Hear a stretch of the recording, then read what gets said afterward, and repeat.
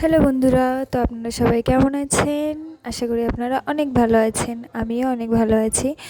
তো আবারও এসে গেছি আমার সেকেন্ড ব্লগ নিয়ে আপনাদের কাছে, এবং আমি আসতে পেরে আজকে অনেকটাই খুশি, কারণ আমি অনেক দিন থেকেই ভাবছিলাম আপনাদের মাঝে আসবো, আপনাদেরকে আমার ডেইলি লাইফ রুটিন বা আমার লাইফস্টাইল আপনাদেরকে তুলে ধরবো।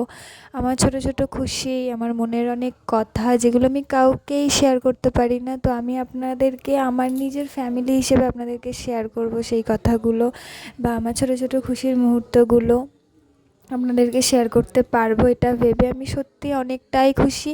ফাইনালি আমি আসতে পেরেছি। এতদিন মানে হয়তো আপনাদেরও হয়েছে, আপনারা যারা আছেন এই ফ্যামিলিতে, ইউটিউব ফ্যামিলিতে, তো আপনাদের মধ্যে হয়তো এই জিনিসটা হয়েছে যে আপনারা প্রথম একটু নার্ভাসনেস ফিল করতেন, কথা বলতে পারতেন না গুছিয়ে। আমিও হয়তো পারছি না অতটা, কিন্তু যতটা পারছি আমি চেষ্টা করছি আমার সবটুকু দিয়ে ভয়েসটা দেওয়ার, আমার মনের সব। মানে আমি সত্যি বলতে আপনারা হয়তো বিশ্বাস করবেন, আমি সত্যিই কোনো স্ক্রিপ্ট লিখিনি, যেটা মানে সবাই প্রথম চ্যানেল খুলতে গেলে যেমন স্ক্রিপ্ট লিখে তবে স্ক্রিপ্টটা দেয় বা কথাগুলো দেয়। আমি সত্যি এগুলো আমার মন থেকেই বলছি কথাগুলো। সত্যি আপনাদের কাছে আসতে পেরে আমি অনেকটাই খুশি, এবং আস্তে আস্তে হয়তো আপনারা পাশে থাকলে আমি আরও অনেক দূরে এগোতে পারবো, আরও অনেক কিছু আপনাদেরকে শেয়ার করতে পারবো। তো ফাইনালি আমি ফার্স্ট ব্লগে আপনাদের হয়তো কিছু জনের সাড়া পেয়েছি। তো আপনারা আমার পাশে থাকবেন, এইভাবে আমার চ্যানেলটাকে সাবস্ক্রাইব করে আমাকে এগোতে অনেক সাহায্য করবেন। এবং দেখতেই পাচ্ছেন আমাকে সত্যিই রোজই অনেকটাই সকালে উঠতে হয়, এটা একদিন বলে নয়। তো সকাল সকাল আমি উঠে গেছি, উঠে দেখতে পাচ্ছেন আমি টাইমটা হয়তো আপনাদেরকে দেখিয়েছি আমি কোন টাইমে উঠি। তো আমার মানে ওঠার ফাইনালি দুটো কারণ থাকে। আমার মেন মর্নিং স্কুল, ওকে 6:30টার মধ্যে আমাকে রেডি করে দিতে হয়, কারণ 6:45-এ স্কুল বসে। ওর স্কুল যেতে ম্যাক্সিমাম 10 মিনিট টাইম লাগে আমাদের বাড়ি থেকে। তো তাড়াহুড়ো করে ওকে রেডি করতে হয়। তো আজ আমার মেয়ের স্কুল ছিল না, বাট আমি যেহেতু একটা প্রফেশনে আছি, আমার সেকেন্ড কারণ যেটা, একটা প্রফেশনে আছি, আমাকে ডেইলি মানে সকাল সকাল উঠে কাজ বাজ সব রান্নাবান্না করে রেখে আমাকে বেরোতে হয়, কারণ আমার ডিস্টেন্সটা অনেকটাই, যার জন্য আমাকে অনেকটাই সকালে বেরোতে হয়। তো আমি কোথা থেকে কোথায় যাই, হয়তো বর্ধমানে যাই, এটা আমি ভিডিওতে তুলে ধরেছি, আপনারা দেখেছেন, বাট আমি কোথা থেকে যাই এটা আপনারা অনেকেই জানেন না। আমি আপনাদেরকে বলবো অবশ্যই সব কিছু।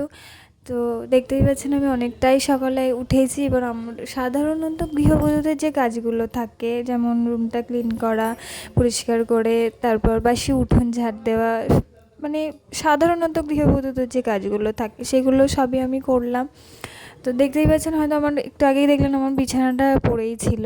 তো কারণ ওই দিন আমার মেয়ের স্কুল ছিল না, এবার আমি যেহেতু অত সকালে উঠি, অত সকালে তো ওইটুকু বাচ্চাটাকে আমি তুলতে পারি না, ওই কারণের জন্য আমি ওকে আর তুলিনি, যে সারা সপ্তাহ স্কুল যায়, একদিন ছুটি আছে যখন ঘুমাক, অসুবিধা নেই। তো ও ওরা ঘুমাচ্ছিল, তো আমি সব কাজ বাজ করে বাসন টাসন মেজে ফাইনালি রান্নাটা করে এবার স্নান করতে যাচ্ছি। তো স্নান করে এসে আমি দেখতে পাচ্ছেন আমি রেডি হচ্ছি। তো এসে দেখলাম মেয়ে আর ওর বাবা উঠে গেছে দুজনেই। তো আমি তখনই বিছানাটা তাড়াতাড়ি করে তুলে নিলাম, নিয়ে এবার আমি ফাইনালি রেডি হয়ে গেছি। আপনারা কমেন্টে জানাবেন আমাকে কেমন লাগছে। তো আমি রেডি হয়ে এবার ফাইনালি চলে এসেছি রান্নাঘরে। আমার শাশুড়ি মা চা করে রেখেছিলেন, আমি চাটাকে খেলাম, খেয়ে এবার আমি রওনা দেবো, কারণ আমাকে 8:30টার মধ্যে আমাকে বেরোতেই হবে বাড়ি থেকে, কারণ আমার 9টায় ট্রেন ঢোকে আমাদের এখানে, আমাকে 9টা থেকে। আর আমি বর্ধমান নামিয়ে হচ্ছে প্রায় 10:30 পৌনে 11টা, মানে আপনারা বুঝতে পারছেন আমার ডিস্টেন্সটা কতটা, আমার জার্নিটা কতটা, এটা আমার রেগুলারলি চলতে থাকে। আমি ফাইনালি চলে এসেছি, সাইকেল নিয়ে বেরোলাম, দেখলাম সাইকেল চালিয়ে যাই সাধারণত স্টেশন।